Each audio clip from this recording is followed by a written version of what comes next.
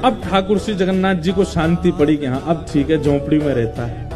अब कम से कम धूप, वर्षा, सर्दी, गर्मी, जीव जंतुओं से सुरक्षित तो है, कोई दिक्कत नहीं। जयदेव महाप्रभु महाकाव्य गीत गोविंद की रचना की, और ऐसा कहीं कहीं वर्णन आता है कि जयदेव महाप्रभु बोलते थे और उनकी पत्नी जो पद्मावती थी वो लिखती थी,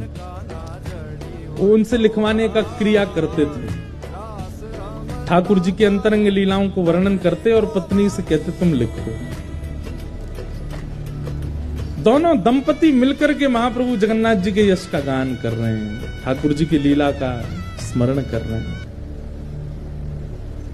एक बार जयदेव महाप्रभु नेत्र बंद करके चिंतन कर रहे हैं, और चिंतन करते करते उनको दृश्य क्या दिखा कि ठाकुर जी ने देखा किशोरी जी थकी हारी बैठी हैं एक शिला पर, और तुरंत ठाकुर जी सोचते हैं आज अच्छा समय है, किशोरी जी के दोनों चरण उठा करके अपने श्री मस्तक पर रख लूं। जयदेव महाप्रभु कहते कहते रुक गए, और रुक क्यों गए? बोले कहीं ऐसा तो नहीं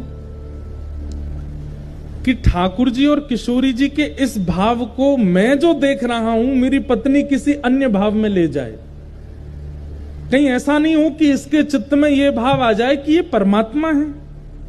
ये साक्षात जगत नियंता जगदाधार त्रिलोकी स्वामी हैं, जो इतने आसक्त हो गए हैं किशोरी जी के प्रति कि उनके दोनों चरण उठा करके अपने सिर पर रख रहे हैं, कहीं इसके चित्त में कोई अन्य भावना तो नहीं आ जाएगी। बोलते बोलते जयदेव महाप्रभु रुक गए